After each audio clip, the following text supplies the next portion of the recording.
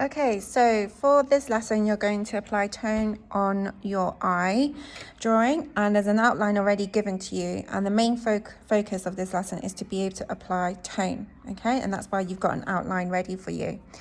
It's really important that when you're adding tone, you're looking back at the image that you're referring from to your drawing. So you should be able to see where the dark tones are and light tones.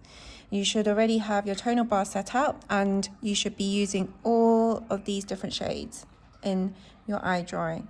Now, again, the same process how we've done the tonal bar, we're going to add a light layer of tone. So by doing that, you press lightly and shade it in, like so. And then you're just going to go around this shape for now. So I'm going to start with this shape first. Okay. And you're going to leave that nice and light. Keep your pencil as low down as possible. Do not use your finger to smudge. If you use your finger to smudge, you don't get the marks and you don't meet the success criteria.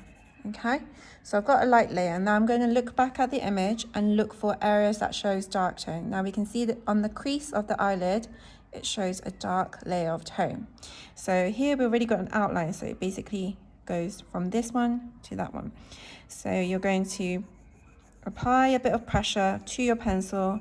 Keep your pencil as low down as possible. I'm just going to zoom in so you have a better view.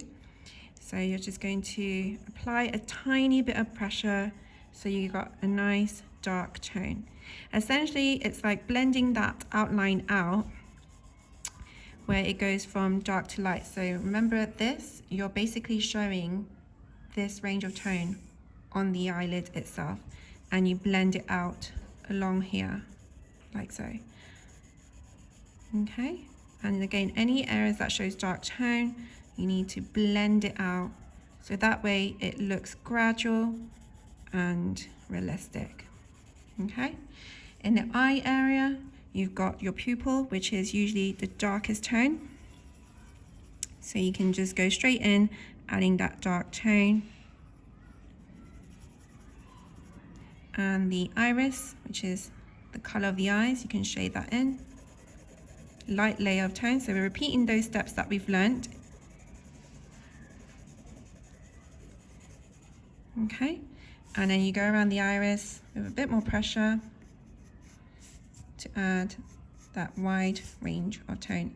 And don't be afraid to rotate around your paper so that way you don't end up straining your wrist when you're drawing.